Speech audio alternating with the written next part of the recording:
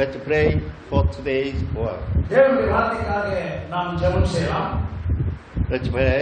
கண்களை மூடி நாம் ஜெபிப்போமாக. Father God, thank you for your grace and unfailing love. பிதாவாகிய தேவனே, உம்முடைய கிருபைக்காக நாங்கள் நன்றி செலுத்துகிறோம். Thank you for declaring us righteous by believing in Jesus Christ.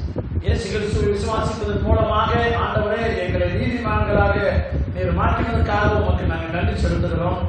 We know that God wants all men to be saved. ஆண்டவரே, எல்லா மனிதர்களும் ரட்சிக்கப்பட வேண்டும் என்று நீர் விரும்புகிறீர். We know that God wants us to come to a knowledge of the truth. ஆகையால் உம்முடைய சத்தியத்தை அறிகிற அறிவை அடைய வேண்டும் என்று நீர் விரும்புகிறீர். And we know that salvation and hope come from you, our God. ஆண்டவரே, உம்மிடத்தில் இருந்தே ரட்சிப்பும் நம்பிக்கையும் வருகிறது என்று நாங்கள் அறிந்திருக்கிறோம். That is the reason why we are assembled before you with an honest heart. ஆகையால் தான் உம்முடைய சமூகத்திலே நாங்கள் உண்மை இருதயத்தோடு கூட நாங்கள் கருத்தில் கூடி வந்திருக்கிறோம். Please help us to know Jesus more accurately through the gospel. இந்த நாளிலே ஆண்டவரே, உம்முடைய வார்த்தையின் மூலமாக நாங்கள் ஆண்டவராகிய இயேசு கிறிஸ்துவை நாங்கள் முழுமையாக அறிந்து கொள்வதற்கு எங்களுக்கு உதவி செய்யும்படி நாங்கள் கேட்கிறோம். Please help us to know God's heart better through your word. ஆண்டவரே, நாங்கள் முழுவதுமாக உம்முடைய வார்த்தையின் மூலமாக ஆண்டவரே உம்முடைய இருதயத்திலே உம்மை அறிந்து கொள்வதற்கு எங்களுக்கு உதவி செய்யும். And please help us to know God's will better through your word. ஆண்டவரே, உம்முடைய சித்தத்தையும் கூட நாங்கள் முழுமையாக அறிந்து கொள்வதற்கு உம்முடைய வார்த்தையின் மூலமாக எங்களுக்கு உதவும்படி நாங்கள் கேட்கிறோம். Today we want to receive the full anointing of the Holy Spirit. பரிசுத்த ஆவியின் மூலமாக இன்றைக்கு நாங்கள் முழுமையான தேவனுடைய அபிஷேகத்தை பெற விரும்புகிறோம். At this time, anoint us fully with the Holy Spirit upon each of us. இப்பொழுதும் கூட பரிசுத்த ஆவியானவர் ஒவ்வொரு மீதும் ஆண்டவரே உம்முடைய அபிஷேகத்தினாலே முழுவதியாய் நிரப்பும்படி நாங்கள் வேண்டுகிறோம். Father God, please help us to know ourselves better through your word. பிதாவாகிய தேவன் மூலமாக உம்முடைய வார்த்தையை கொண்டு எங்களுக்கு உண்மையாய் நாங்கள் அதை அறிந்து கொள்வதற்கு எங்களுக்கு உதவி செய்யுங்கள். Please help us to know that we all are sinners in the presence of God. உமக்கு முன்பதாகவும் தேவனுக்கு முன்பதாகவும் நாங்கள் அனைவரும் பாவிகள் என்பதை நாங்கள் அறிவதற்கு எங்களுக்கு உதவி செய்யும். Please grant us your wisdom and discernment through your word. ஆகையால் உம்முடைய வார்த்தையின் மூலம் இன்று எங்களுக்கு ஆண்டவரே பகுத்தறியக்கூடிய ஞானத்தை எங்களுக்கு தரும்படி கேட்கிறோம். Help us to enjoy the joy of understanding your word in the Holy Spirit. பரிசுத்த ஆவியின் மூலமாக உம்முடைய வார்த்தையை நாங்கள் புரிந்து கொண்டு அதை மகிழ்வோடு கூட நாங்கள் அனுபவிக்க எங்களுக்கு உதவி செய்யும்படி கேட்கிறோம். Please help us to live more worthily according to your word. அது மாத்திரமல்ல, உம்முடைய வார்த்தையின்படி நாங்கள் தகுதியோடு வாழ்வதற்கு எங்களுக்கு உதவி செய்யுங்கள். Please help us to glorify and enjoy you forever. என்றென்றைக்கும் உம்முடைய நாமத்தை நாங்கள் மகிமைப்படுத்தவும் அதை அனுபவிக்கவும் எங்களுக்கு உதவி செய்யும். Now we rely on the Holy Spirit with all our heart. பரிசுத்த ஆவியின் உதவியோடு முழு இருதயத்தோடு கூட நாங்கள் உம்மை நம்பி இருக்கிறோம். We pray in the name of Jesus Christ who saved us. Amen. எங்களை ரட்சித்த ஆண்டவராகிய இயேசு கிறிஸ்துவின் நாமத்திலே நாங்கள் ஜெபிக்கிறோம். ஆமென். எல்லாரும் ஆமென் சொல்லுங்க. From now on, I'm going to preach the gospel for you. இப்பொழுது நான் தேவனுடைய வார்த்தையை உங்கள் மத்தியிலே நான் பிரசங்கிக்க இருக்கிறேன். Today the main text is John Gospel chapter 1 verse 1 to 3 and verse 10, 14, 15. எனக்காக நீங்க வேத வசனத்தை ஒரு 2 பேர் நீங்க எடுத்துக்கோங்க. நான் சொல்ற வசனத்தை 2 பேர் எடுத்துக்கோங்க. வசனம் வாசிக்கிறோம். யோவான் எழுதிய சுவிசேஷ புத்தகம் 1ஆம் அதிகாரம் வசனம் 1, 2, 3, வசனம் 10 மற்றும் 14, 15. Let's read together John Gospel chapter 1 verse 1 to 3 and 10, 14, 15. வசனம் யார வாசிக்கிறீங்களா? ஆதியிலே வார்த்தை இருந்தது, அந்த வார்த்தை தேவனிடத்தில் இருந்தது, அந்த வார்த்தை தேவனாய் இருந்தது, அவர் ஆதியிலே தேவனோடு இருந்தார், சகலமும் அவர் மூலமாய் உண்டாயிற்று, உண்டான தொற்றோ அவராலே அல்லாமல் உண்டாகவில்லை, அவர் உலகத்தில் இருந்தார், உலகம் அவர் மூலமாய் உண்டாயிற்று, உலகமோ அவரை அறியவில்லை. அவர்கள் இரத்தத்தினாலாவது மாம்ச சித்தத்தினாலாவது புருஷனுடைய சித்தத்தினாலாவது பெறாமல் தேவனாலே பெற்றார்கள். அந்த வார்த்தை மாம்சமாகி கிருபையினாலும் சத்தியத்தினாலும் நிறைந்தவராய் நமக்குள்ளே வாசம்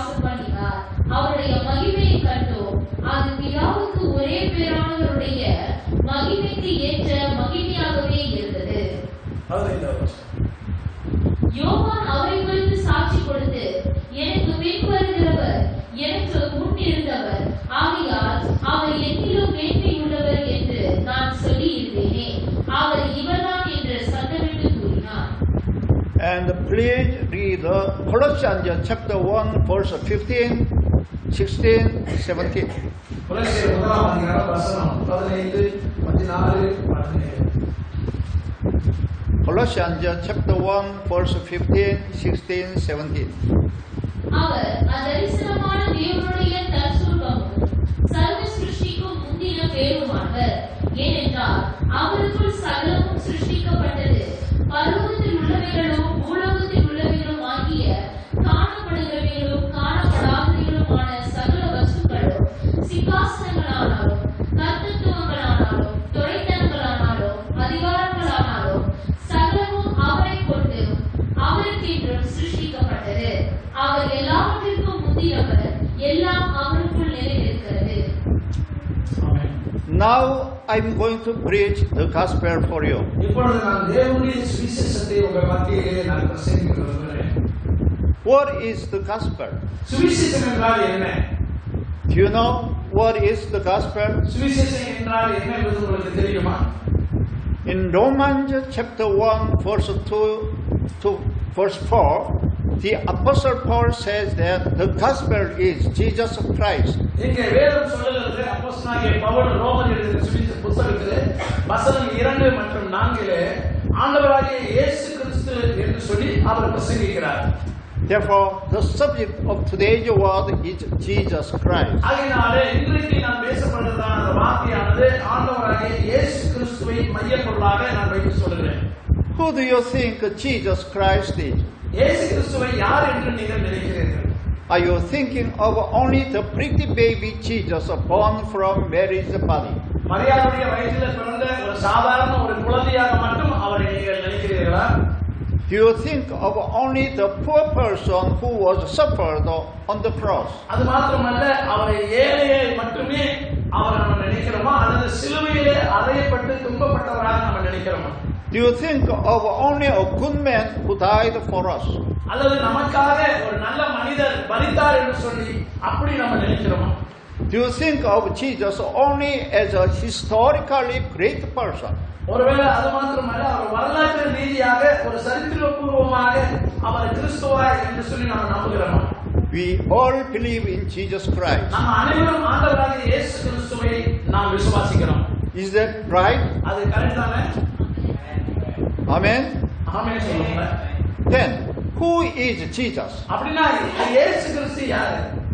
Today's main text is John Gospel chapter 1, verse 1, 2, 3, 10, 14, 15 and Colossians chapter 1, verse 15 to 17. இந்த சற்று முன்பு நாம் வாசித்த இந்த வேத பகுதிகளில் இருந்துதான் ஆண்டவராகிய இயேசு கிறிஸ்துவை குறித்து நாம் துல்லியமாக நாம் தெரிந்து கொள்ள போகிறோம். அதை மறுபடியும் அவர் நம்ம வாசிப்போமா? This main text explains who Jesus is and what Jesus is. இந்த வசனங்களிலே நாம் வாசிக்கும் பொழுது ஆண்டவராகிய இயேசு கிறிஸ்து யார் என்பதை நமக்கு மிக தெளிவாக விளக்குகிறது. I hope you know to know Jesus more accurately through today's message. இந்த செய்தியின் மூலமாக ஆண்டவராகிய இயேசு கிறிஸ்து யார் என்பதை நீங்கள் நானும் மிகவும் துல்லியமாக அதை அறிந்து கொள்ள முடியும். God is here now in our midst. தேவன் இப்பொழுது நம் மத்தியிலே அவர் உலாவுகிறவராக இருக்கிறார். God is here now in this assembly. ஆண்டவர் இப்பொழுது நம் மத்தியிலும் கூட அவர் இருக்கிறவராக இருக்கிறார். May you be blessed by God. அவர் இருப்பதனாலே அவர் மூலமாய் நாம் ஆசீர்வதிக்கப்படுவோம். May you be healed by the light of Jesus Christ, our Lord. ஆண்டவராகிய இயேசு கிறிஸ்துவின் மூலமாக அந்த ஒளியிலே நாம் மறுபடியுமாக நாம் குணமடையக்கூடியவர்களாக இருப்போம். First of all, let's read all together John Gospel chapter 1, verse 1 to verse 3. மறுபடியுமாக நாம் வாசித்த இந்த வேத பகுதியை யோவான் 1ஆம் அதிகாரம் வசனம் 1, 2, 3 முதலாவது நாம் வாசிக்கலாம். ஆதியிலே வார்த்தை இருந்தது, அந்த வார்த்தை தேவனிடத்தில் இருந்தது, அந்த வார்த்தை தேவனாய் இருந்தது, அவர் ஆதியிலே தேவனோடு இருந்தார், சகலமும் அவர் மூலமாய் உண்டாயிற்று, உண்டானதொன்றும் அவராலே அல்லாமல் உண்டாகவில்லை. And read also verse 10, 14, 15 to understand better today's subject. ஆகையினாலே வசனம் 10, 14, 15 அதை நாம் வாசிக்கும் பொழுது இன்றைக்குள்ள ஒரு செய்தியுடைய காரியத்தை நாம் புரிந்து கொள்ள முடியும். 10, 14, 15. 14வது வசனம் 15வது வசனம் என்று வாசிக்கலாம். அவர் உலகத்தில் இருந்தார், உலகம் அவர் மூலமாய் உண்டாயிற்று, உலகமோ அவரை அறியவில்லை. அந்த வார்த்தை மாம்சமாகி கிருபையினாலும் சத்தியத்தினாலும் நிறைந்தவராய் நமக்குள்ளே வாசம் பண்ணினார். அவருடைய மகிமையை கண்டோம். அது பிதாவுக்கு ஒரே பேரானவருடைய மகிமைக்கு ஏற்ற மகிமையாகவே இருந்தது. யோவான் அவரை குறித்து சாட்சி கொடுத்து, எனக்கு பின் வருகிறவர் எனக்கு முன் இருந்தவர், ஆகையால் அவர் என்னிலும் மேன்மை உள்ளவர் என்று நான் சொல்லி இருந்தேனே, அவர் இவர்தான் என்று சத்தமிட்டு கூறினார். The subject of today's message is our King Jesus Christ, the Creator God who existed before the world began. இந்த உலகம் தொடங்குவதற்கு முன்பதாகவே இந்த உலகத்தினுடைய படைப்பாளராக நம்முடைய ஆண்டவராகிய இயேசு கிறிஸ்து என்று சொல்லி நாம் அறிந்து கொள்கிறோம். Jesus Christ is the Creator God who existed before the world began. ஆண்டவராகிய இயேசு கிறிஸ்துவே இந்த உலகத்தினுடைய படைப்பாளர் என்பதை முதலாவது நம்முடைய வாழ்க்கையிலே நாம் தெரிந்து கொள்ள வேண்டும். Jesus Christ is the Son of God who has existed from eternity. இயேசு கிறிஸ்துவானவர் அவர் இந்த உலகத்திலே அவர் நித்திய தேவனாக அவர் இருக்கிறார். With which word does the Apostle John start John Gospel? ஆகையினாலே இங்கே யோவான் ஞானஸ்நானகன் சொல்லும் பொழுது அந்த வார்த்தையோடு கூட அவர் தொடங்குகிறதை நாம் பார்க்கிறோம். In the book of John, Apostle John starts with the word, in the beginning was the word. இங்கே யோவான் எழுதின சுவிசேஷ புத்தகத்திலே நாம் வாசிக்கும் பொழுது ஆதியிலே வார்த்தை இருந்தது என்கிற வார்த்தையோடு நாம் தொடங்குகிறதை நாம் பார்க்கிறோம். Apostle John declared that Jesus is God with the starting word of John Gospel. அந்த யோவான் எழுதின சுவிசேஷ புத்தகத்திலே அப்போஸ்தலனாகிய யோவான் அங்கு தொடக்க வார்த்தையாக சொல்லும் பொழுது இயேசுதான் கடவுள் என்று அறிவிக்கிறதை நாம் பார்க்கிறோம். In the beginning was the word. ஆதியிலே வார்த்தை இருந்தது. How can we know that this word declares Jesus is God? இந்த வார்த்தையானது அவர் இயேசுதான் தேவன் என்பதை நாம் எப்படி அறிந்து கொள்ள முடியும்? Let's read Genesis chapter 1 verse 1 and John Gospel chapter 1 verse 1. இரண்டு வசனங்களை நாம் பார்க்கலாம். ஆதியாகமம் 1ஆம் அதிகாரம் 1வது வசனமும் மற்றும் யோவான் எழுதின சுவிசேஷ புத்தகம் 1வது வசனமும் அங்கே நாம் பார்க்கலாம். Genesis chapter 1 verse 1, in the beginning God created the heavens and the earth. ஆதியாகமம் புத்தகத்திலே 1ஆம் அதிகாரம் 1வது வசனத்திலே அங்கே என்ன போட்டிருக்கிறது? தேவன் வானத்தையும் பூமியையும் அவர் சிருஷ்டித்தார் என்று சொல்லப்பட்டிருக்கிறது. John Gospel chapter 1 verse 1, in the beginning was the word. ஆனால் யோவான் இந்த 1ஆம் அதிகாரம் 1வது வசனத்திலே ஆதியிலே வார்த்தை இருந்தது என்று அவர் சொல்கிறார். In the English Bible, Genesis chapter 1 verse 1 starts with the word in the beginning. அங்கே ஆங்கில வேதாகமத்திலே நாம் பார்ப்போம் என்று சொன்னால் ஆதியாகமம் 1ஆம் அதிகாரத்திலே ஆதி என்கிற அந்த வார்த்தையுடன் தான் தொடங்குகிறது. And John Gospel chapter 1 verse 1 also starts with the word in the beginning. அதே போல யோவான் எழுதின சுவிசேஷ புத்தகத்திலும் 1ஆம் அதிகாரம் 1வது வசனத்திலே ஆதியிலே வார்த்தை என்கிறது தான் அங்கேயும் தொடங்குகிறது. All the English Bible expresses the word in the beginning. ஆகையாலே ஆங்கில வேதாகமத்திலும் கூட நம்ம பார்க்கிறோம் ஆதியிலே இந்த beginning என்கிற வார்த்தை தான் அங்கு வெளிப்படுத்தப்படுகிறது. But in the original Bible, the word in the beginning are different meaning from each other between Genesis and John Gospel. ஆனால் முழுமையாக நாம் பார்ப்போம் என்று சொன்னால் ஒரிஜினலான வேதாகமத்தில் குறித்து நாம் பார்க்கும்போது ஆதியிலே என்ற இந்த வார்த்தை ஆதியாகமத்திற்கும் யோவான் எழுதின சுவிசேஷ புத்தகத்திற்கும் ஒன்றுக்கொன்று அது வேறுபட்டதாக காணப்படுகிறது. In the beginning of Genesis uses the word Bereshit in Hebrew language. இங்கே ஆதியாகமத்திலே ஆதியாகமத்திலே என்பது அது வேறு அர்த்தத்தில் மாத்திரமல்ல அது பெரெஷித் என்ற வார்த்தையை பயன்படுத்தப்பட்டிருக்கிறது. Bereshit means the starting time of the universe. பெரெஷித் என்கிறதான அந்த வார்த்தைக்கு அர்த்தம் என்னவென்றால் அது இந்த உலகத்தினுடைய தொடக்கத்தின் நேரம் அல்லது காலம் என்பதை குறித்து நம்ம அங்க பார்க்கிறோம். That is, it means the beginning of time and space. அதாவது ஆரம்பத்திலே அது காணப்படக்கூடிய தொடக்கத்தை அது காண்பிக்கிறதா இருக்கிறது. In English, Bereshit means in the beginning of the world. அங்கே பெரசின் என்று சொல்லப்படுகிறதான ஆங்கிலத்திலே உலகத்தினுடைய தொடக்கம் என்கிற ஒரு பொருள்படுகிறதா இருக்கிறது. Therefore, in the beginning, in Genesis chapter 1, verse 1 means when the world began. ஆகையினாலே ஆதியாகமம் 1ஆம் அதிகாரம் 1வது வசனத்தில் உள்ள அதனுடைய அர்த்தம் என்னென்றால் இந்த உலகத்தினுடைய தொடக்கத்தின் பொருளாய் காணப்படுகிறது. But in the beginning of John Gospel uses the word arche in the Hellenic language. ஆனால் யோவான் எழுதின சுவிசேஷ புத்தகத்திலே இந்த தொடக்கம் என்பது ஹெலனிக் மொழியிலே ஆர்கே என்கிறதான வார்த்தை பயன்படுத்தப்பட்டிருக்கிறது. Arche means before all things were created. Arche என்பதனுடைய மூல அர்த்தம் என்னவென்று சொன்னால் இந்த உலகம் படைப்பதற்கு முன்பதாக என்கிறதான ஒரு பொருளாக இருக்கிறது. Arche means before the world began or from eternity in English. Arche என்று சொல்லப்படும் பொழுது உலகத்தில் தொடங்குவதற்கு முன்பாக, அதாவது அது நித்தியத்திற்கு முன்பதாக இருந்த பொருளாக காணப்படுகிறது. Therefore, in the beginning was the word of John Gospel chapter 1 verse 1 can be interpreted as follows. ஆகையால யோவான் 1ஆம் அதிகாரம் 1வது வசனத்திலே யோவான் இந்த வார்த்தையை கொண்டு தான் அது ஆதியிலே இருந்தது என்கிற அந்த வார்த்தையை அவர் விளக்குகிறார். It is that the world has already existed before God created the world. அதாவது உலகம் படைப்பதற்கு முன்பதாகவே தேவனுடைய வார்த்தை இருந்தது என்பதற்கு அது அர்த்தமாக இருக்கிறது. In the beginning of John Gospel means before the world was created. அதனால யோவான் எழுதின சுவிசேஷ புத்தகத்துல இந்த தொடக்கத்தினுடைய அர்த்தம் என்றால் உலக படைப்பதற்கு முன்பதாக என்கிற ஒரு பொருளாக காணப்படுகிறது. Therefore, God is the God who has existed since before all eternity. ஆகையால இந்த உலகத்தினுடைய படைப்புக்கு முன்பதாகவே தேவன் அவர் நித்தியத்திலே இருந்தவராக இருக்கிறார் என்று சொல்லி நாம் அறிந்து கொள்ள வேண்டும். When nothing existed except God, there was the world. இந்த உலகத்தில் எதுவுமே இல்லாத காலத்துக்கு முன்பதாகவே தேவனுடைய வார்த்தை இருந்தது. By the way, John Gospel says that the word is the Christ, the Son of God. ஆகையினாலே யோவான் இந்த வார்த்தையை சொல்லும் பொழுது இந்த வார்த்தை என்கிற அர்த்தத்துக்கு ஆண்டவராகிய இயேசு கிறிஸ்து என்பதை குறித்து அவர் பேசிக் கொண்டிருக்கிறார். Let's read again chapter 1, verse 1, 2, 3 and 10, 14, 15. மறுபடியுமாக நாம் இன்னும் தெளிவாக அறிந்து கொள்வதற்கு மீண்டும் இந்த வசனத்தை நாம் மறுபடியுமாக நாம் பார்க்கலாம். யோவான் 1ஆம் அதிகாரம் வசனம் 1, 2, 3 மற்றும் 14, 15 மறுபடியும் நம்ம அதை வாசிக்கலாம். ஏன்னா இது கொஞ்சம் ஆழமான ஒரு தேவனுடைய வார்த்தையாக இருக்கிறது.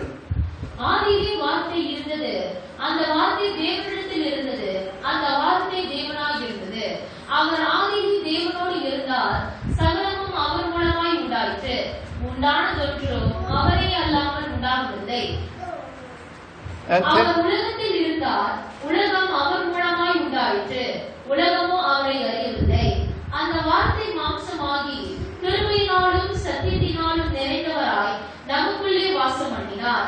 அவருடைய மகிமையை கண்டோம், அது பிதாவுக்கு ஒரே பேரானவருடைய மகிமைக்கு ஏற்ற மகிமையாகவே இருந்தது. யோவான் அவரை குறித்து சாட்சி கொடுத்து, எனக்கு பின் வருகிறவர் எனக்கு முன் இருந்தவர், ஆகையால் அவர் என்னிலும் மேன்மை உள்ளவர் என்று நான் சொல்லி இருந்தேனே, அவர் இவர்தான் என்று சத்தமிட்டு கூறினார். Through this verse, we can understand the 5 important truths. நல்ல கவனிச்சு சொல்லுங்க. இந்த 5 வசனங்கள் மூலமாக நாம 5 விதமான உண்மைகளை நாம் இந்த இடத்துல புரிந்து கொள்ள முடியும். The first truth is that from eternity the word has existed and the word was God. முதலாவது உண்மை என்னவென்று சொன்னால் நித்தியத்திலிருந்து வந்த இந்த வார்த்தையாக இருக்கிறது, இந்த வார்த்தை தான் தேவனாக இருக்கிறது. The second truth is that the word became flesh and he came into the world. He is Jesus Christ. இந்த வார்த்தையானது அது மாம்சமாகி அது இந்த உலகத்திற்கு இயேசு கிறிஸ்துவாக இந்த உலகத்திற்கு வந்தது என்று சொல்லி நம்ம பார்க்கிறோம். And the third truth is that Jesus Christ is the Son of God. மூன்றாவது அது ஆண்டவராகிய இயேசு கிறிஸ்து என்று சொல்லப்பட்டிருக்கிறது. And the fourth truth is that Jesus Christ is God who has existed from eternity. இயேசு கிறிஸ்துவானவர் அவர் நித்தியத்திலே இருந்த தேவனாக இருக்கிறார் என்று சொல்லி நாம நாலாவது உண்மையாக அறிந்து கொள்கிறோம். Apostle John testified that Jesus is God who has existed before the world began. அப்போஸ்தலனாகிய யோவான் சொல்கிறார், உலகம் தொடங்குவதற்கு முன்பதாகவே ஆண்டவராகிய இயேசு கிறிஸ்து அவர் தேவனாய் இருந்தார் என்று சொல்லி. And the Baptist John also testified concerning Jesus. யோவான் ஸ்நானகனும் கூட அதை குறித்து அவன் சாட்சி கொடுக்கிறதை நாம் பார்க்கிறோம். Baptist John was born 6 months earlier than Jesus. யோவான் ஸ்நானகன் ஆண்டவராகிய இயேசு கிறிஸ்துவுடைய பிறப்புக்கு 6 மாதத்துக்கு முன்பதாகவே அவர் பிறந்தவராக இருக்கிறார். But in verse 15, John the Baptist testified that Jesus was before him. ஆனாலும் கூட 15வது வசனத்திலே ஆண்டவராகிய இயேசு கிறிஸ்து அவர் தேவன் என்று அவர் சாட்சி கொடுக்கிறதை நாம் பார்க்கிறோம். Please read one more, John Gospel chapter 1 verse 14 and 15. மறுபடியுமாக இந்த யோவான் சுவிசேஷ புத்தகத்துல முதலாவது வசனமும் மற்றும் 14 15வது வசனத்தை மட்டும் நாம் வாசிக்கும் போது, ஆதியிலே வார்த்தை இருந்தது, அந்த வார்த்தை தேவனிடத்தில் இருந்தது, அந்த வார்த்தை தேவனாய் இருந்தது, அந்த வார்த்தை மாம்சமாகி கிருபையினாலும் சத்தியத்தினாலும் நிறைந்தவராய் நமக்குள்ளே வாசம் பண்ணினார், அவருடைய மகிமையை கண்டோம், அது பிதாவுக்கு ஒரே பேரானவருடைய மகிமைக்கு ஏற்ற மகிமையாகவே இருந்தது. யோவான் அவரை குறித்து சாட்சி கொடுத்து, எனக்கு பின் வருகிறவர் எனக்கு முன் இருந்தவர், ஆகையால் அவர் என்னிலும் மேன்மை உள்ளவர் என்று சொல்லி இருந்தாரே, அவர் இவர்தான் என்று அவர் சத்தமிட்டு கூறினார். Through verse 1, 14, 15, we can understand that the word is Jesus. இந்த 14வது வசனமும் 15வது வசனத்தையும் குறித்து நம்ம ஆழமாய் பார்ப்போம் என்று சொன்னால், அது ஆண்டவராகிய இயேசு கிறிஸ்து தான் என்பதை திட்டம் தெளிவுமாய் சொல்கிறது. The word is God. வார்த்தை என்பது அவர்தான் தேவனாய் இருக்கிறார். The word is with God. அந்த வார்த்தை தேவனோடு இருந்தது என்று சொல்லி நம்ம பார்க்கிறோம். The word is Jesus, the Son of God. அந்த வார்த்தையானது தேவனுடைய குமாரனாகிய கிறிஸ்து என்று சொல்லப்பட்டிருக்கிறது. Therefore, Jesus is God who has existed before the world began. ஆகையினாலே இந்த உலகம் தொடங்குவதற்கு முன்பதாகவே ஆண்டவராகிய இயேசு கிறிஸ்து அவர் தேவனாகவே இருந்தார். We must understand this. இதை நாம் கண்டிப்பாக அதை புரிந்து கொள்ள வேண்டும். Verse 1 says to us that the word is God. ஆகையினாலே முதலாவது வசனம் சொல்லுகிறது, அந்த வார்த்தை தேவன் என்று சொல்கிறது. Verse 14 and 15 says to us that the word is Jesus. 14வது 15வது வசனம் அந்த வார்த்தை அது இயேசு கிறிஸ்து என்று சொல்கிறது. Therefore, we can clearly understand that Jesus is the Son of God. ஆகையினாலே நாம் தெளிவாக புரிந்து கொள்ள வேண்டும், ஆண்டவராகிய இயேசு கிறிஸ்து அவர் தேவன் என்பதை நாம் தெளிவாக புரிந்து கொள்ள வேண்டும். And Jesus has been from eternity. அவர் நித்தியத்திலிருந்து வந்தவராக இருக்கிறார். And he came into the world in the flesh as the Christ. அது மாத்திரமல்ல, அவர் இந்த உலகத்திற்கு அவர் மாம்சத்திலே கிறிஸ்துவாக வெளிப்பட்டார். Therefore, according to John Gospel chapter 1, the word is Jesus Christ. ஆகையால் இந்த வேத பகுதியின்படி அப்போஸ்தலனாகிய யோவான் 1:1 இந்த வார்த்தையாய் என்று சொல்லப்பட்டவர் ஆண்டவராகிய இயேசு கிறிஸ்து என்பதை நாம் புரிந்து கொள்ள வேண்டும். Jesus is the Son of God and he is God himself. இயேசு கிறிஸ்து தேவனுடைய குமாரன் என்று சொன்னாலும் அவர் தேவனாகவே இருக்கின்றார். Jesus is God himself. இயேசு கிறிஸ்து தாமே தேவனாக இருக்கிறார். The fifth truth is that Jesus Christ, who came into the world in the flesh, is the Creator God. நாலாவது உண்மையை முடிந்து நம்ம ஐந்தாவது உண்மையை குறித்து நாம் பார்ப்போம் என்று சொன்னால், ஆண்டவராகிய இயேசு கிறிஸ்து மாம்சத்திலே இந்த உலகத்திற்கு அவர் ஒரு படைப்பாளராக இருக்கிற தேவனாக இருக்கிறார். Jesus created the mankind and all things in the beginning. ஆரம்பத்திலே அவர் எல்லாவற்றையும் எல்லா மனுகுலத்தையும் அவர் படைத்தவராக இருக்கிறார். Through verse 3 and 10 we can know that Jesus is the Creator God. இங்க வசனம் 3:10 நம்ம வாசிக்கும் போது, சகலமும் அவர் மூலமாய் உண்டாயிற்று, உண்டானது ஒன்றும் அவராலே அல்லாமல் உண்டாகவில்லை. அவர் உலகத்தில் இருந்தார், உலகம் அவர் மூலமாய் உண்டாயிற்று, உலகமோ அவரை அறியவில்லை என்று அந்த வசனத்துல நம்ம வாசிக்கிறோம். Verse 3 and 10 already finished. Jesus was a man with a human nature just like us. இயேசு கிறிஸ்துவானவர் நம்மைப் போலவே ஒரு பாடுள்ள மனுஷனாகத்தான் இருந்தார். And Jesus was a complete man with a body. அவர் முழுமையாகவே அவர் சரீரத்தில் நம்மைப் போல ஒரு மனிதராகத்தான் இருந்தார். Jesus wept when he heard of Lazarus who was dead. ஆனாலும் அங்கே லாசரு என்கிற ஒரு மனிதன் அவரை கேள்விப்பட்ட போது இயேசு அங்க அழுதார் என்று சொல்லி நாம் பார்க்கிறோம். Jesus grieved just like us. இயேசு கிறிஸ்து நம்மை போலவே அவரும் துக்கம் அடைந்தவராய் இருந்தார். Jesus felt severe pain when he was hit by a thorn whip. அது மாத்திரமல்ல, ஆண்டவராகிய இயேசு கிறிஸ்து அவர் வாரினால் அடிக்கப்படும் போது அவரும் கூட அந்த வலியை அவர் உணர்ந்தவராய் இருந்தார். However, Jesus was not a creature like us. இருந்த போதிலும் ஆண்டவராகிய இயேசு கிறிஸ்து அவர் நம்மை போல ஒரு உயிரினம் அல்ல. Even though Jesus had a body, Jesus was the complete God. இயேசு கிறிஸ்துவுக்கு சரீரம் இருந்தாலும் கூட அவர் முழுமையாக தேவனாகவே இருந்தார். Jesus was God himself. இயேசு கிறிஸ்து தாமே அவர் தேவனாக இருந்தார். He had no sin in him. இயேசு கிறிஸ்துவுக்குள்ளாக எந்த விதமான பாவமும் இல்லை. And Jesus performed countless miracles and signs that only God can do. தேவனாலே செய்யப்படக்கூடியதான அற்புதங்களும் அடையாளங்களும் அவர் மூலமாக செய்யப்பட்டது. Jesus is the creator God who created all things. ஆண்டவராகிய இயேசு கிறிஸ்து ஒரு படைப்பாளராக அவர் படைக்கிறவராக காணப்பட்டார். This means that Jesus Christ is not a creation. ஆகையாலே எல்லா சிருஷ்டிப்பை போல அவரும் ஒரு சிருஷ்டிப்பு கிடையாது. It means that Jesus is the Lord of all things of the universe. எல்லா இந்த உலகத்துடைய எல்லா பிரபஞ்சத்துடைய அனைத்தையும் ஆண்டவராகிய இயேசு கிறிஸ்து இருந்த அந்த வார்த்தைக்கு முன்பதாகவே அந்த இயேசு இருந்தார் என்று சொல்லி நம்ம பார்க்கிறோம். Therefore, Jesus is the Word who had existed before the world began. ஆகையினால்தான் ஆண்டவராகிய இயேசு கிறிஸ்து இந்த உலகத்துடைய பாவங்களுக்காக அவர் மாம்சத்திலே அவர் வந்தார். And he came in the flesh into the world for our sins. நம்முடைய பாவத்திற்காக அவர் மாம்சத்திலே வந்தார். But Jesus is the creator God. ஆண்டவராகிய இயேசு கிறிஸ்து ஒரு படைப்பாளராக இருக்கிறார். Apostle Paul explained this truth more plainly in Colossians. இன்னும் விளக்கமாக நாம பார்ப்போம் என்று சொன்னால் அப்போஸ்தலனாகிய பவுல் எழுதின கொலோசியர் புத்தகத்துல 1ஆம் அதிகாரம் எடுத்துக்கொள்ளுங்க. வசனம் 1ஆம் அதிகாரம் 15, 16, 17வது வசனத்தை எனக்காக வாசிங்க. Let's read one more, Colossians chapter 1, verse 15 to 17. அவர் அதரிசனமான தேவனுடைய தற்சுரூபமும் சர்வ சிருஷ்டிக்கும் முந்தின பேருமானவர். ஏனென்றால் அவருக்குள் சகலமும் சிருஷ்டிக்கப்பட்டது, பரலோகத்தில் உள்ளவைகளும் பூலோகத்தில் உள்ளவைகளும் ஆகிய காணப்படுகிறவைகளும் காணப்படாதவைகளுமான சகல வஸ்துக்களும், சிங்காசனங்களானாலும் கர்த்தத்துவங்களானாலும் துரைத்தனங்களானாலும் அதிகாரங்களானாலும் சகலமும் அவரை கொண்டும் அவருக்கென்றும் சிருஷ்டிக்கப்பட்டது. அவர் எல்லாவற்றிற்கும் முந்தினவர், எல்லாம் அவருக்குள் நிறைந்திருக்கிறது. Therefore, Jesus, the Son of God, was with God before the world began.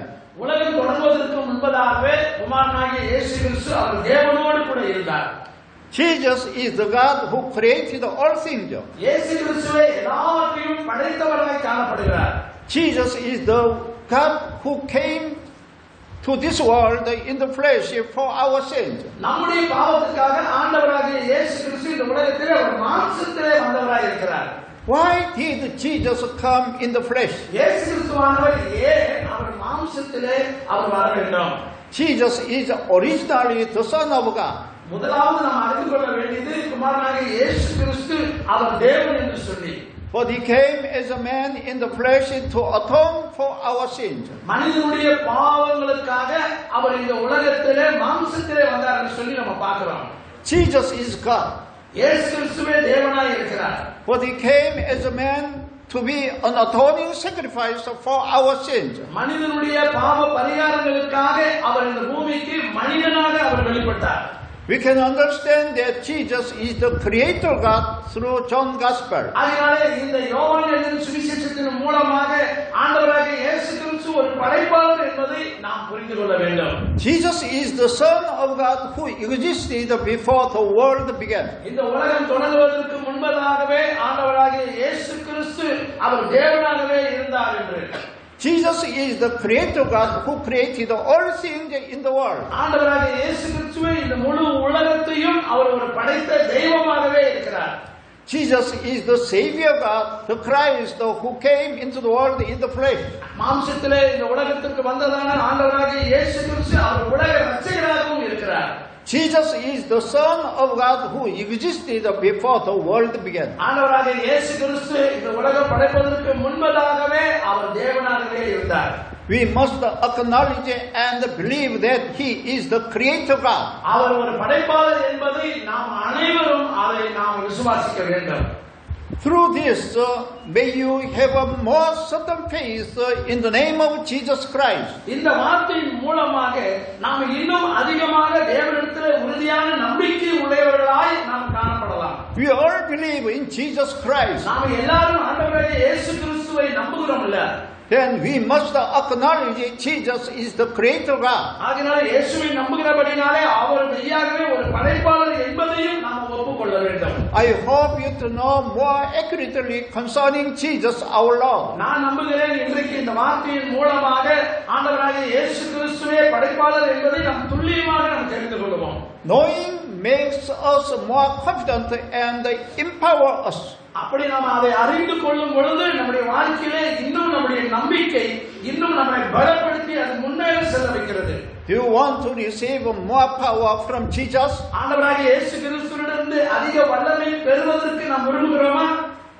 If you know Jesus for sure, you will gain more power from Jesus. ஆண்டவராகிய இயேசு கிறிஸ்துவை முழுமையாக நீங்கள் அறிந்திருந்தால் நிச்சயமாய் நீங்கள் ஆண்டவரிடத்தில் அதிக வல்லமை பெற்றுக் கொள்வீர்கள். Therefore, I bless you so that you may have sure faith in Jesus our King. ஆகையாலே நம்முடைய ராஜாவாகிய ஆண்டவராகிய இயேசு கிறிஸ்துவை நாம் அறிந்திருந்தால் நிச்சயமாகவே நாம் அதற்குள்ளாக அவர் வல்லமை பெற்று நாம் ஆசீர்வாதமாய் இருப்போம். I would like to conclude today's word. தேவனுடைய வார்த்தையை நாம் முடிப்பதற்கு முன்பதாக I want to ask you one thing. உங்களிடத்தில் நான் ஒரு காரியத்தை கேட்க விரும்புகிறேன்.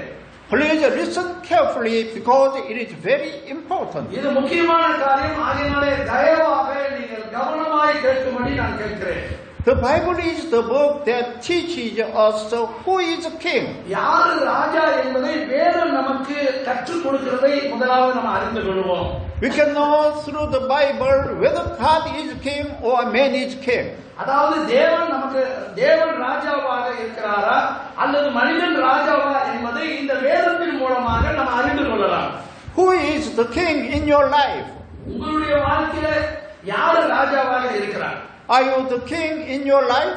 உங்க வாழ்க்கையில நீங்க ராஜாவா இருக்கீங்களா? Who is the king in your life? யார் உங்களுடைய வாழ்க்கையில ராஜாவாக இருக்கிறார்? Please don't think that you are the king in your life. உங்க வாழ்க்கையில நீங்க ராஜா என்று தயவு செய்து நீங்க நினைக்காதீர்கள். If you think you are the king in your life, then you cannot overcome many troubles and many problems. ஒருவேளை நீங்க உங்க வாழ்க்கையில நீங்க ராஜாவாக என்று நினைத்தால் உங்க வாழ்க்கையில வரக்கூடியதான பலவிதமான பிரச்சனைகளையும் போராட்டங்களையும் அது நிச்சயமாகவே நீங்கள் சமாளிக்க முடியாது. If you have a lot of difficulties and troubles now, then you should look back to see whether you thought yourself as the king of your life or not. ஒருவேளை இப்பொழுது நம்முடைய வாழ்க்கையில நிறைய பிரச்சனைகளோடு போராட்டங்களோடு நம்முடைய வாழ்க்கையில நாம இருந்து நம்மளே ராஜாவாக நாம இருந்திருந்தா அப்படி ஒருவேளை நாம நினைச்சிருந்தா அதுல இருந்து இன்னைக்கு நாம மனம் திரும்பி நாம தேவனை பார்க்கிறவர்களாக இருக்க வேண்டும். If you think you are the king of your own life, you have to repent. ஒருவேளை நீங்கள் இதுவரைக்கும் நான் தான் ராஜா அப்படி என்று நீங்கள் நினைத்திருந்தால் அதுல இருந்து இன்றைக்கு நீங்கள் மனம் திரும்புவதே நல்லது. We were saved from sin through Jesus Christ. அப்படிதான் இயேசு கிறிஸ்துவின் மூலமாக நீங்கள் இந்த பாவத்தில் இருந்து நீங்க காப்பாற்றப்பட முடியும். So we all belong to Jesus Christ. நாம எல்லாரும் கிறிஸ்துவை சேர்ந்தவர்களாக இருக்கின்றோம். So our king is Jesus Christ in our life. நம்முடைய வாழ்க்கையிலே நம்முடைய ராஜாவாக ஆண்டவராக இயேசு கிறிஸ்து இருக்கிறார். Therefore there is only one king in our life. நம்முடைய வாழ்க்கையில ஒரே ஒரு ராஜா மட்டும்தான் இருக்க வேண்டும். That is இயேசு கிறிஸ்து. அதுதான் ஆண்டவராகிய இயேசு கிறிஸ்து. கரங்களை தட்டலாங்களா? Hallelujah. Hallelujah. Satan prowls around like a roaring lion looking for someone to devour. சாத்தானானவன் கர்ச்சிக்கும் சிங்கத்தைப் போல அவன் எவனை விழுங்கலாமோ என்று அவன் அலைந்து திரிந்து கொண்டிருக்கிறான். who will be the target of Satan's attack? சாத்தானுடைய தாக்குதலுக்கு யார் இருப்பார்கள் என்று தெரியுமா உங்களுக்கு? That would be the person who thinks that he himself is the king of his own life. யாரெல்லாம் தன்னுடைய வாழ்க்கையிலே நான் தான் ராஜா என்று நினைக்கிறார்களோ அப்படிப்பட்டவருடைய வாழ்க்கையில தான் இந்த பிசாசானவன் அவன் தண்டிக்கிறவனாக காணப்படுவான். Satan seeks out and attacks the person who thinks I am the king of my life. அதாவது நம்முடைய வாழ்க்கையில ராஜா என்று யாரெல்லாம் நினைக்கிறாங்களோ அவங்களதான் அவன் தேடி தேடி போய் தாக்கி கொண்டிருக்கிறான். If we want to entrust all the problems of our lives to God and receive God's help, we must acknowledge that Jesus Christ is the creator God and the king of our life. அதாவது நம்முடைய வாழ்க்கையில வரக்கூடியதான பலவிதமான பிரச்சனைகளை போராட்டங்களை இருந்து நாம் அதிலிருந்து விடுதலை பெற நாம் விரும்புவோம் என்று சொன்னால் படைப்பாளராக இருக்கிறதானே நம்முடைய ஆண்டவராகிய இயேசு கிறிஸ்து தான் என்னுடைய ராஜா என்று நாம் விசுவாசிக்க வேண்டும். This is the way how we can have a faith that we rely on God correctly. இதுதான் ஒரு முறையான சரியான ஒரு வழியாக இருக்கும். நாம் நம்பிக்கை கொண்டு நாம் அவர்தான் ராஜா என்று நாம அதை நம்ப வேண்டும். Do you have any problems and troubles in your life? உங்களுடைய வாழ்க்கையில் ஏதாவது உங்களுக்கு போராட்டம் பிரச்சனை இருக்கிறதா? Then you must acknowledge that Jesus is your king in your life. அப்படியானால் உங்களுடைய வாழ்க்கையிலே ஆண்டவராகிய இயேசு கிறிஸ்து ராஜா என்பதை நீங்கள் ஒப்புக்கொள்ளுங்கள். I hope you to repent of thinking that you are the king in your life. நான் நம்புகிறேன் இந்த வார்த்தையின் மூலமாக நீங்கள் மனம் திரும்பி தேவனிடத்திலே வருவீர்கள் என்று சொல்லி. Then you will be free from Satan's attack. அப்பொழுது நீங்க சாத்தானுடைய தாக்குதலில் இருந்து நீங்கள் விடுவிக்கப்படுகிறவர்களாக இருப்பீர்கள். Then Satan will not be able to attack you. அப்பொழுது சாத்தான் அவனை ஒருபோதும் தாக்க முடியாது. Satan will not be able to attack you because Jesus will keep you safe. சாத்தான் உங்களை தாக்க அவன் முயன்றாலும் ஆண்டவராகிய இயேசு கிறிஸ்து நம்மை பாதுகாக்கிறவராக இருக்கிறார். ஆமென் சொல்லுவோம். Jesus is our king. இயேசு கிறிஸ்துவே நம்முடைய ராஜாவாக இருக்கிறார். Jesus is my king. இயேசு கிறிஸ்து என்னுடைய ராஜாவாக இருக்கிறார். Jesus is the king of all kings. இயேசு கிறிஸ்து எல்லா ராஜாக்களுக்கும் அவரே ராஜாவாக இருக்கிறார். Jesus is the Lord of all lords. இயேசு கிறிஸ்துவானவர் அவர் எல்லா பிரபுக்களுக்கும் அவரே கர்த்தராக இருக்கிறார். And Jesus is our king and our Lord. இயேசு கிறிஸ்து என்னுடைய ராஜாவும் என்னுடைய கர்த்தருமாய் இருக்கிறார். Jesus is the creator God. இயேசு கிறிஸ்துவே என்னுடைய படைப்பாளராக இருக்கிறார். Jesus is God himself. இயேசு கிறிஸ்துவே தாமே தேவனாக இருக்கிறார். I pray in the name of Jesus Christ that you and I may confess this. அதனால நான் அதை ஜெபிக்கிறேன். நீங்களும் நானும் இதை ஒப்புக்கொண்டு நாம் இயேசு கிறிஸ்துவின் நாமத்துக்குள்ளாக இருப்பதற்கு May the grace of our Lord Jesus Christ, our King, be abundant in you. ஆகையாலே நம்முடைய கர்த்தராகிய ராஜாவாகிய இருக்கிற அவருடைய கிருபையானது அதிகமாக நம்முடைய வாழ்க்கையிலே அது இருக்கும். Let's pray with today's word. இந்த வார்த்தைக்காக நாம இப்பொழுது ஜெபம் செய்யலாம். Let's pray. கண்களை மூடி எல்லாரும் ஜெபிப்போங்களா? Father God, we acknowledge that Jesus is our King, our Lord in our life. பிதாவாகிய தேவனே, இந்த காலை வேளையில கூட ஆண்டவரே இந்த வார்த்தையின் மூலமாக எங்க வாழ்க்கையை நாங்கள் இயேசு கிறிஸ்துவினுடைய நாமத்தில் நாங்கள் ஒப்புக்கொள்கிறோம். Today we understood clearly that Jesus Christ is the creator God. ஆண்டவரே, இன்றைக்கு நாங்கள் தெளிவாக நாங்கள் புரிந்து கொள்கிறோம் எங்களுடைய படைப்பாளராக இருக்கிற நீர் என்பதை. Today we understood clearly that Jesus is our King, our Lord in our life. இன்றைக்கு எங்களுடைய வாழ்க்கையில நாங்கள் தெளிவாக புரிந்து கொண்டோம் நீரே எங்களுடைய வாழ்க்கையில ராஜாவாக இருக்கிறீர் என்று சொல்லி. We know Jesus Christ is the creator God who existed before the world began. நாங்கள் அறிந்து கொண்டோம் எங்களுடைய ஆண்டவராகிய இயேசு கிறிஸ்து இந்த உலகம் தொடங்குவதற்கு முன்பதாகவே அவர் தேவனாக இருந்தார் என்று சொல்லி. We know Jesus is the Son of God who came into the world to save all sinners. எல்லா மனிதனுடைய பாவங்களை ரட்சிக்க இந்த உலகத்திற்கு வந்த தேவன் என்று சொல்லி நாங்கள் அறிகிறோம். We know that Jesus is our Savior and the Christ. அது மாத்திரமல்ல, நீர் எங்களுடைய இரட்சகர் என்றும் கிறிஸ்து என்பதை நாங்கள் அறிந்து கொள்கிறோம். We know that Jesus was sent in the flesh into the world by God. தேவனாலே அனுப்பப்பட்ட கிறிஸ்து இந்த உலகத்திலே மாம்சத்திலே வந்தார் என்று சொல்லி அறிகிறோம்.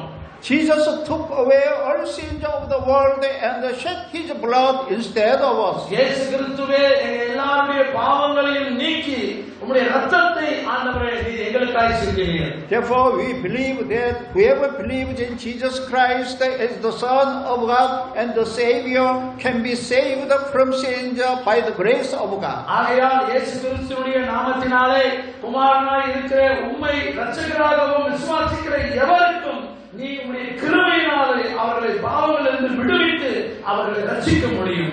Please help us to be faithful witness of Jesus Christ so that all people in the world can be saved and worship God. ஆகையாலே உலகில் இருக்கிற அனைவரும் ரட்சிக்கப்பட்டு ஆண்டவராகிய இயேசு கிறிஸ்துவை தொழுது கொள்ளும்படியும் உண்மையுள்ள சாட்சியாக இருக்கவும் உதவி செய்கிறார்கள். Please give us the honest heart to preach the gospel toward the world.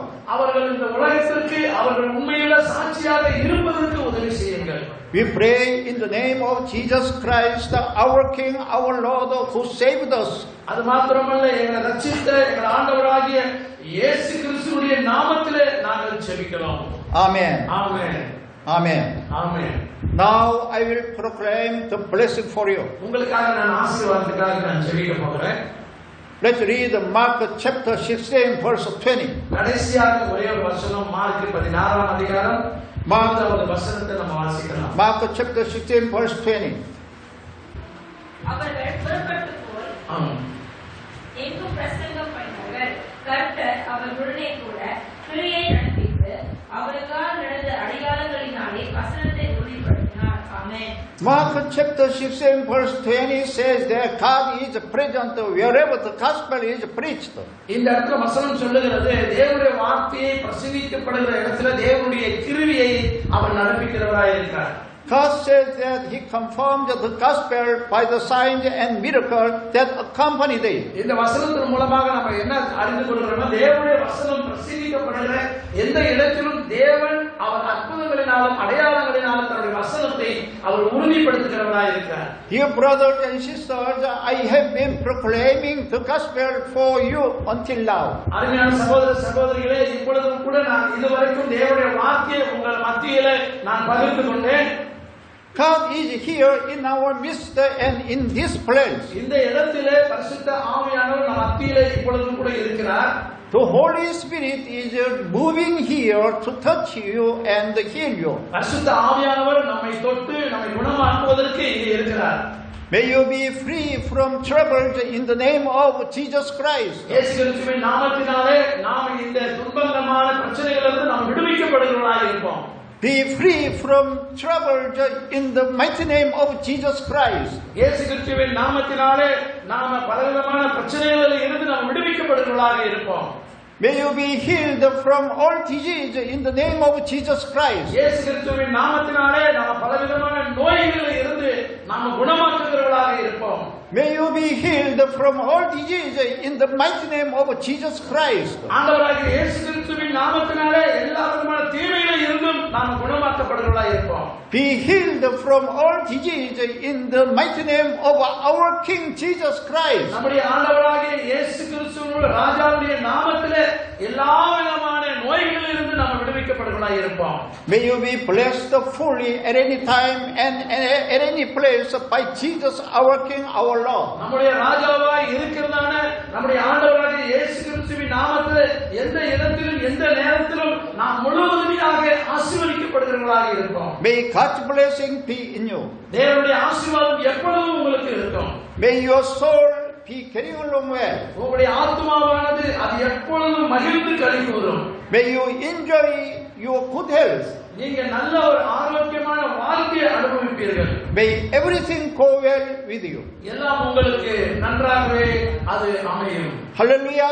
Hallelujah. God bless you and your family. கர்த்தர் உங்களையும் உங்கள் குடும்பத்தினரையும் ஆண்டவர் ஆசீர்வதிப்பாராக. Amen. Amen. Amen. ஆமென். நல்ல காரியங்களை கர்த்தர் நன்மை செய்வார்.